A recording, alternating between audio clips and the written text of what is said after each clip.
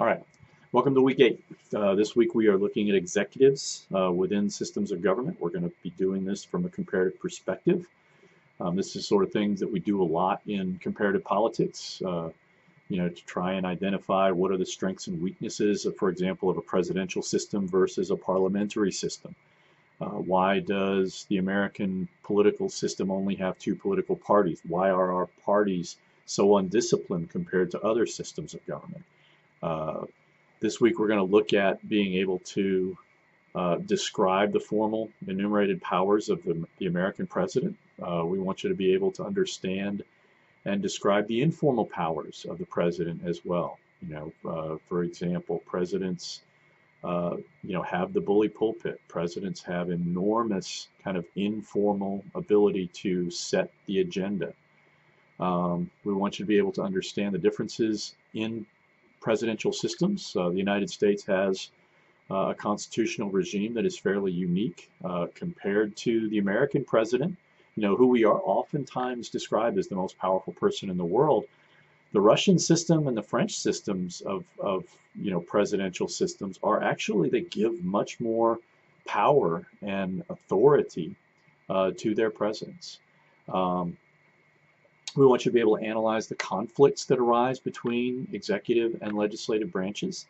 Remember, certainly within our system of government, the president and the Congress are separate and co-equal branches of government, and they have authority. And I think if any of you were watching last week the hearings in the House, looking at interviewing Michael Cohen, there's very serious oversight being done right now. They're basically laying into the president. They're setting a predicate for investigating him for having done things that are potentially impeachable.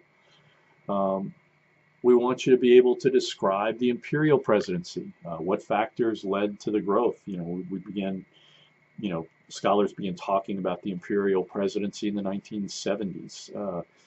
Do we still think of the presidents as imperial, or has presidential power waned to some extent? And then we want you to look at sort of the formal and informal qualifications for someone to be elected president. What factors are the most important or the least important?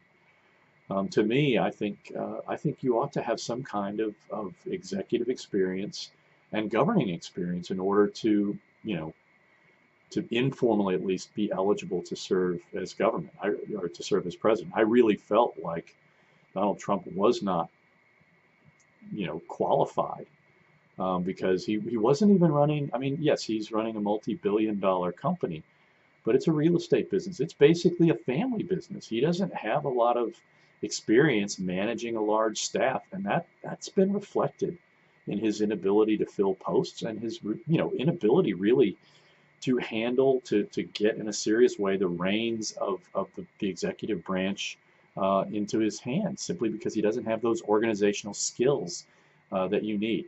So these are the things we're going to be addressing this week. We only have the quiz and the forum, so let's make sure that we have a good week and do all our posts and make sure that we get the quiz done and that we get the best score that we can. All right.